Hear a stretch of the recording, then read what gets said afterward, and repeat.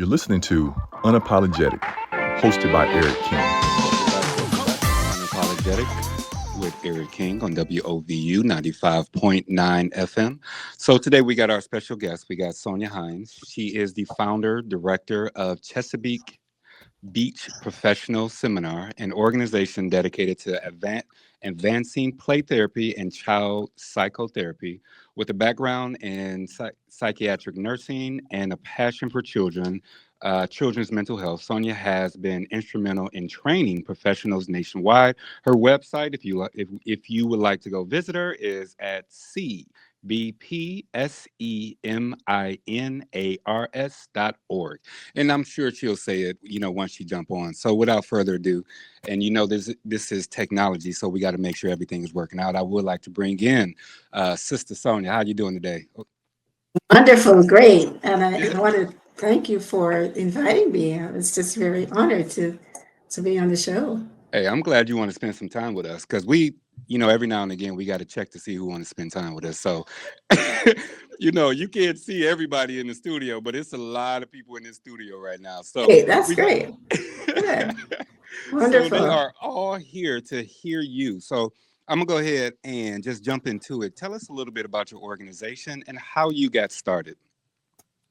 Okay, so I if you listen to me speak long enough, you hear an accent. I'm originally from Panama, Central America. Oh, yeah. And I'm Afro-Latina, I guess. Uh-huh. My ancestors came from Barbados and Jamaica to work on the construction of the Panama Canal back in the day. So I came to the United States after high school and went to college. I got my master's at Howard University. So I am a nurse. I started off as a teacher, but I could get a green card back then if I were a teacher. But then they changed the law. If you were a nurse, you could get a green card. So I changed my major because it was important for me to stay in the country, a matter of survival. Right. But anyway, I served as an Army nurse in the Army Nurse Corps, and then in the U.S. Public Health Service. And I was stationed at St. Elizabeth's Hospital in Washington, D.C. Okay. And when I got there, I was just very gung-ho and just wanted to do all kinds of things. But what happened that was back in the 80s. Mm-hmm. And what we had as treatment in the district for children in an acute psychiatric hospital was timeout. We had a big brown chair, and the intervention was timeout. You sit in the timeout chair. We had medication. Mm-hmm. You got injections if you acted up, or you got physical restraints. You went into a padded room. Right. But came along, there's a social worker that introduced me to play therapy. She was my mentor. And I just absolutely fell in love with play therapy, because play therapy is a way for children to show you what's hurting them and what's on their mind. And they do it through toys, because they don't always have the words. They do it through toys. Yeah. And so I just wanted to be creative and really establish, and I learned it first, the modality, and then established the modality on the unit. And then that got me to Nurse of the Year one year. So that was really great. Mm-hmm. Yeah. Look at you. That's right. Yeah. So you got a pretty good, you had a great mentor, which is always needed, right? So anytime we're dealing with mental health, or we're dealing with, people, right, how well your mentor is dictates how well you're taught. So I do want to make sure that this is an expansive conversation. So we have mothers, we have both one of our children. We have my wife, Joy. She's here. And then we have Shadae. She's here. And we're, and I'm a father. So they're all mothers. So this concept of play and also connecting to the kids is something very important. So I'm gonna turn it over to Shadae and let her roll with it and let her go with it. So go for it. Okay, so thank you, first of all, for being present with us. I think it's such a cool idea and concept. I wanted to know if you can explain kind of like the significance of play therapy and how maybe even parents could incorporate it into their day-to-day lives with their children. Okay, so good question. Now, play therapy is a well-kept secret. At least it was at the time. And because play therapy, just the name is kind of throws you off, because how can just playing with a child bring about change? Yeah. But children don't have, young children, play therapy. So there are two types of play therapy, two ways of doing it. You can do what's called child-centered play therapy. And then there's also where the child is in charge. The child leads the way. And the concept is that play is the child's natural, that's what they do naturally. And Yes. so the toys become the words in play therapy. And Plato said that you can learn more about a child in play than in a year of conversation, right? You can Absolutely. learn so much more in about the play. So what happens in child-centered play therapy is the child comes into the playroom, and I say, this is a special room. In here, you can do almost anything, and you can tell me anything. There's Freedom. something you cannot do, Yeah. I will let you know. So the child comes in and the child plays, and the child selects what it is they feel drawn to, and they play. The therapist is there to reflect the child's feelings. So if a Mm, child is playing with a doll and rocking the doll, the therapist would say, "Oh, you are rocking that doll. You seem really happy." Or Mm. if the child just takes the doll and dump it on the floor, the therapist would say, "You seem really angry. mm, Something is really bothering you." So, and I think that play therapy, over the years, I've gotten a bad rap because it sounds so trivial. Like, how can you mhm. just play with a child and the child gets better? But play therapy is the way that the children communicate. So we observe what the child play with, how they play with it. We look at their facial expression, and we say for the child how they might be thinking and feeling. And the child might say, "No, that's not what it is," and they tell you what it is. Yeah. So, but then there is also directive play, where the therapist, based upon the child's diagnosis, sets up the scenario, sets up the activity for the child, the older children. So we have two ways of doing play therapy. I think what's interesting is Mm-hmm. this concept of language. So, because we do language and because we need language, what I enjoyed is that you incorporate the language aspect of it. So, all the mothers here. Mm-hmm. So, explain, if you could, just jump in and just talk about just how you infuse language with the kids. Now, I was with one as she was doing it, but Shade, I wasn't with you. You don't want the Right. Well, with language, we basically just parrot what the child is doing. Mhm. We describe what the child is doing. Let me give an example of a scenario. I was working with a child during the right after the pandemic, and during the pandemic, it was all telehealth, Mhm. over this on the screen. So I really didn't get the full scope of what I needed to do. But at the end of the pandemic, the child came in to the playroom, Mm. and the child was rescued by family members because there was limited food. The child was hungry, and all that sort of thing. So Right. the child comes into the playroom, and I have a kitchen area, and then I have play food. And the child comes in and she goes, "Look at all this food." And she says, Mm. she says, "I have an apron," right? So she puts Mm-hmm. the apron on and she says, "I'm going to cook this food." And the baby is hungry. The baby needs to eat. And I'm going to feed this baby. So she's pretending to cook and she's feeding the baby.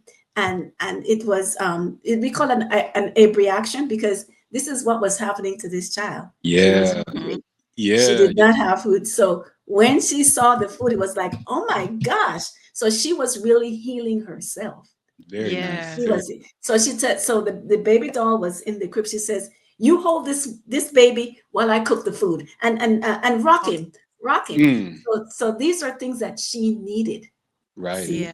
Right. and Go. she was not able to get, and she recognized it, and she had that reaction. So Wow. I just got up and I was just doing what she wanted me to do, because this child was being healed, and it was beautiful to see, Yeah. Love, so there's many, yeah.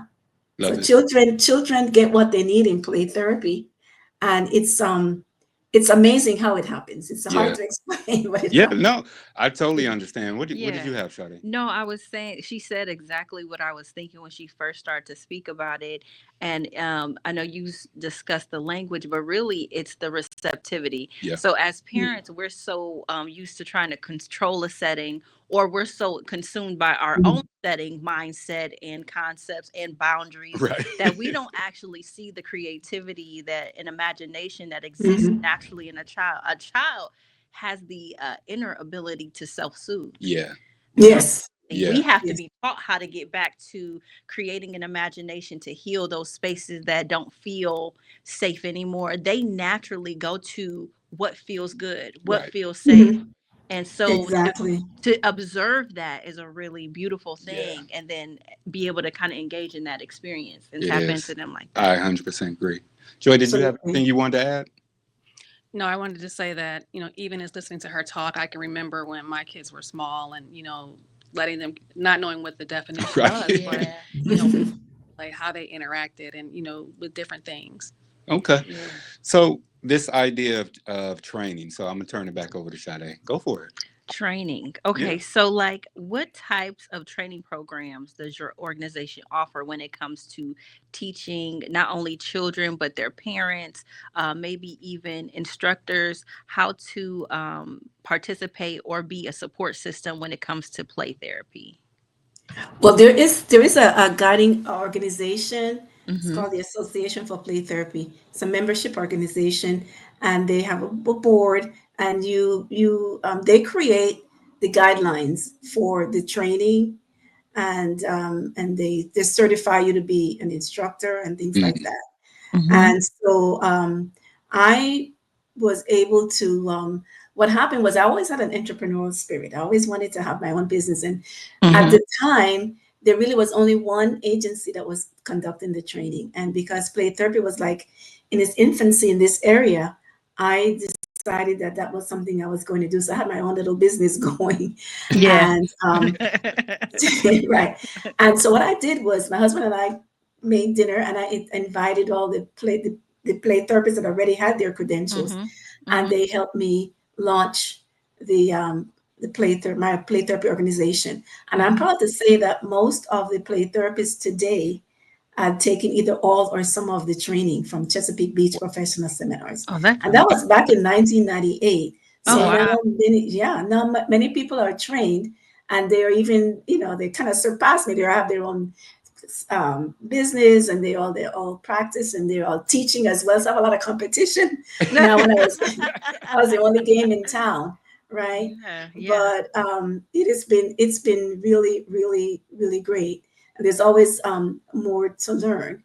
So basically, you have a collection of toys, and that you would to represent every aspect of life. Mm-hmm. Okay. In terms of that your needs. You have the kitchen, you have school, you have Mhm. animals, you have everything on the planet that you need. And one of the modalities that we use is called sand tray therapy. Okay. And Mm-hmm. you have a collection of, they look like ornaments, right? They're Hmm. all kinds of collections. The thing is that with sand tray therapy, when children see these objects, it can trigger a memory, Mm. and then it can bring up issues that they've had, so they're able to Yeah. play it out. So if you think about it, we have, in this world, we have the earth, and Right. under the earth, there is sand. And Hmm. under Mm-hmm. the sand, there's water. Hmm. And Mm-hmm. then underneath that, there's the bottom of the ocean. So the Mm. deeper you go into the unconscious mind. Yes. So Yes. sand tray is used to go into the unconscious mind and to Hmm. get deeper into, your psyche. And Amen. so in my playroom and in Mm-hmm. most play therapists, you have a container with sand. Yeah. Yeah. And then you have an array of toys, like we call them miniatures, the small toys. And the child is able to choose whatever they want. And then Hmm. they set it up in the sand tray. Mm. And lo and behold, it's something that they have experienced, or something that they need to do. And it's really magical how it works. So Yes. I was working with a family with a young lady who was adopted. And when she was adopted, she really had all these, she was very dysregulated and all these, we call them fits, right? Mhm. But the other children would have to go to their room while she had this behavior. You had to And fit. then, Yeah. so with the sand tray, one of the children selected a cage, and then Oh. she put a doll inside the cage, and she said she felt like she was in a cage Yeah. because her sister was so out of control, and Yeah. that was causing her a lot of anxiety. So she was able Yeah. to show me Wow. exactly how her sister's behavior was affecting her, as she Yeah. had felt like she was trapped, Yeah. right? But she may not have been able to say those words, but she found Found a way to. the Mhm. item to recreate it and put it in the sanctuary, and then she was able to show me exactly how it felt. So Wow. that's how powerful, sanctuary. I do sanctuary also like with couples, like Mhm. premarital counseling, Mhm. with couples that they have the bride and the groom and all these other things, and so people can talk about their fears, things that might come up with grief and loss. Mhm. They might bring items that I got a little girl that lost her brother, and so she brought in the dinosaurs that the brothers played with, Right. and so all of those things bring up memories. So the Mhm. toys are very important, and so it's important to have an array of different symbols and toys. So everywhere I go, if I travel, Mhm. I bring them up. I was at Howard University doing a training many years ago in the Department of Social Work. Mhm. And at the end, the social worker came up to me and she says, I'm from Jamaica.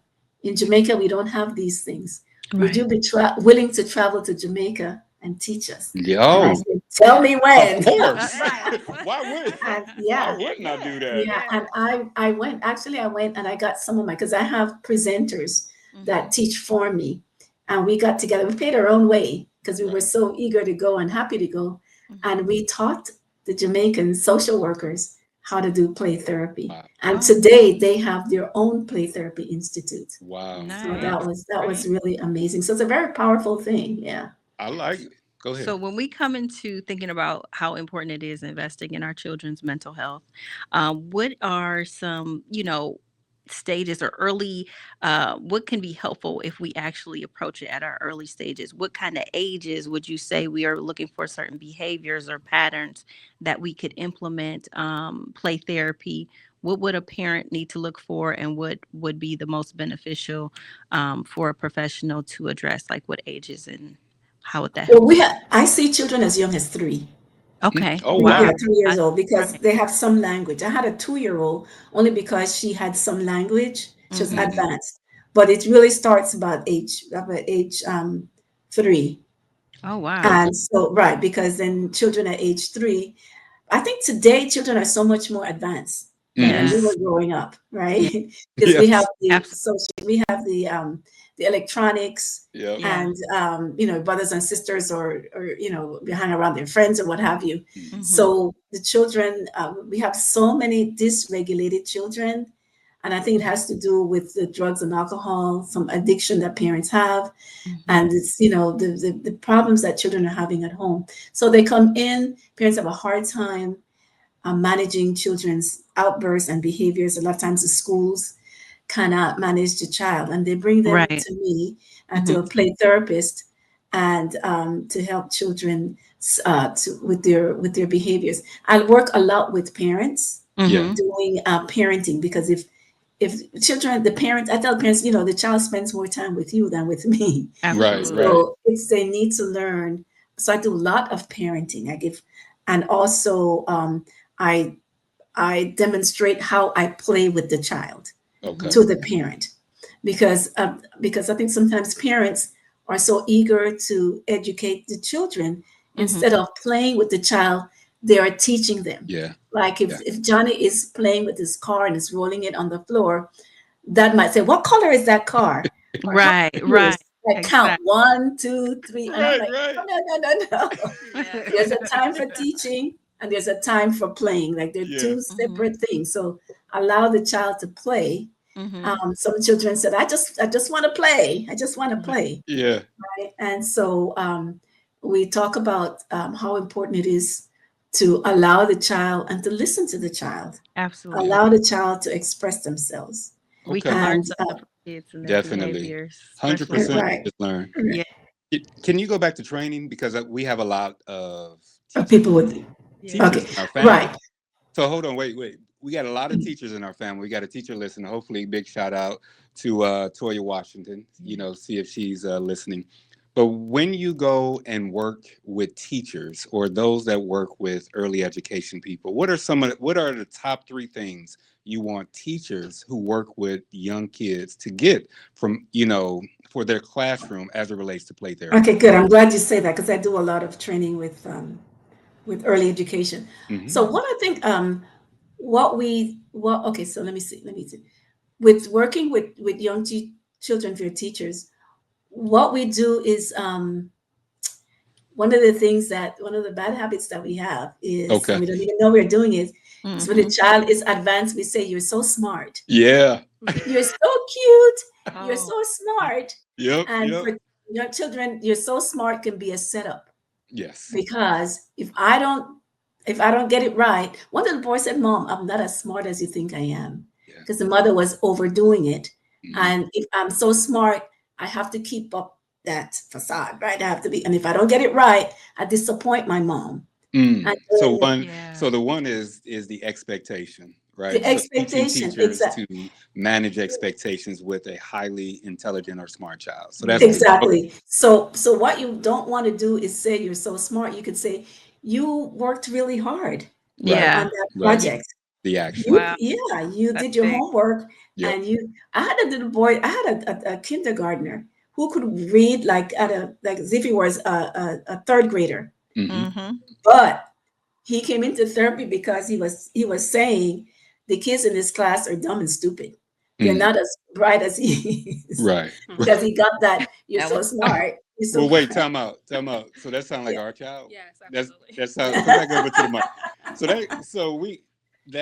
That smart thing, and I know we got 2 other points, but I do want to say this just to bring it around towards just how it hit me. So Mhm. our child, our middle child, is highly intelligent. Well, all of them are, but he was just a little bit higher, and we noticed that early. And so what we used to go in with to the teachers, we used to say, "Hey, we know he's cute, Mhm. we know he's intelligent, and we also know he's well mannered. Mhm. Don't bring up any of that, because once you bring that up, you'll forget that he's a kid and you'll stop treating him as a kid." That's Yes, right. yeah, you're absolutely right. Yes, That is so. exactly. So, Joy, did you have something you want to add on that? Yeah, that's exactly what happened. He could read before he even got to school, so he was Yeah. in charge of reading time. And so when they had a sub, he just lost it because that was his time Oh, to read. Yep. So yeah. So to this day, Expectation. little Wow. EJ, we still are Mhm. talking to people and say, "Hey, yes, he's highly intelligent. Yes, he's very amenable. Yes, all those other things. But just understand, Yeah. once you play on that and remove your authority, I have all those convictions is right now. is curtains." What about you, Shadae? No, and who knew that having brilliant children would be a complexity? You know what I'm saying? Like, I mean, seriously, Yeah. because the intellect has nothing to do with the emotional intelligence, and it has Exactly. nothing to do with Exactly. the Exactly. Two psychological different things. experience. It has nothing to do with managing and regulating emotions. So you do put so much emphasis. Also, it's rewarded program. It's a structure. So you do well in school, you get a reward. Right. You're so we don't put focus on the emotional Right. psychological piece Yeah. of having these intelligent. So I'm like sitting here like, oh my God. Yes. Yeah. Because we go through Because it. it's a real Yeah. I'm like, I'm so grateful that she said that and that you asked those questions, because I was like, and also my youngest Mhm. brilliant little thing, a little Rayleigh Poo Poo, he is very anxious. Yeah. He suffers from anxiety. Mhm. If he does not understand something, I'm like, honey, Yeah. you're 10, relax. Yeah. Yes. Like, there's some time in life to actually get anxious about not knowing something. You're learning. Yes. But he feels like if he has to learn it, It's all downhill. All right. Mhm. Well, we got about Oh 5 my more minutes. So goodness. wait. Mhm. I I'm don't want in to. shock right I now. don't want to keep Sister Hicks from her job. So what are Oh, two more? man. What are 2 more things? Okay. So other thing is Yeah. when a child is upset and we're trying to help the child with their emotions. Or if the child is doing something inappropriate, the first thing we want to do is stop doing that. What's the matter with you? The first thing we need to do is to acknowledge the child's feelings. Yeah. The child is upset. You seem so upset. You don't like how you feel right now. Yeah. You're really angry. So we need to, in correcting a child's behavior, we need to acknowledge the child's behavior first. Yeah. And then so that's two. address, So acknowledge. So one. Don't say you're smart. Right. Set expectations on the right. Yeah. Two, acknowledge. Then what's the third one? Well, I like to talk a lot about anger. Yeah. Okay. And I do a lot of managing anger in children. Yeah. And so with anger, children need to know that it's okay to get angry, 100%. but you don't have to be aggressive, because when you ask a child, a lot of times when you ask a child, is it okay to get angry, they say no. Yeah. Because what they see is aggression. That's And it. so I say, you can be angry without being aggressive. Without the aggressive. And the little boy said, well, Miss Sonia, if I don't yell and scream when I'm angry, how would people know I'm angry? They know. That's a real thing. That's a socialization. I said, That's you could say, 100%. I said, well, you could say, I'm angry. Yes. Right? You could use your words. You don't have to act crazy. Right. You ain't got to get on top of stuff. Exactly. It's all good. I tell my children, your feelings are valid. Your actions, however, are the problem. Yeah. Okay. All right. Well, I appreciate you. Why don't you give us some social and some socials, if you have it, and some emails on how our listeners can connect with you. Oh, you said give me, I should say my email? Yeah, any emails or social media, right? Instagram, where people can actually, get in contact with you if they need your assistance. So my email is C as in Charlie, B as in boy, P as in Paul, S as in Sam, 2006 at gmail.com. All right. And then my website, yes. Go ahead. And my website is C as in Charlie, B as in boy, P as in Paul, and then the word seminars.org. And I do a number of free workshops as well. I like that. You heard that free, right? You heard that. Yeah, I've done free. I've done free. I mean, they're not all free, but I've done something to kind of whet your appetite, and you come back for more. I just want to share real quick. Yeah, go ahead. This is a children's book that I did. Because I do books with children's stories, and this is a T-shirt that I created with the different emotions. Oh, so it's a red T-shirt, and it's and they have different skunk. Different emotions. Different emotions on it. So and it's on the website. Right? There you go. Get it from the website. I see people buying. They buying it now. Great. That Call is me. the one and only Sonia Hinds. Hinds. Ooh, why did I do that? And I'm sitting there reading. Okay. It's okay. Is the founder and director of Chesapeake Beach Professional Seminars. Located, what state are you located in? I'm in Maryland. There you go. I wanted to make sure everybody knew that she is in Maryland. She's getting all of the crab cakes, all of the good food. Right. I appreciate you spending time with us. I appreciate you. Once again, that's Sonia Hinds. I said it right. Founder and director of Chesapeake Beach Professional Seminars. Thank you so much for spending time. Okay, good. All right. Wonderful. You take care.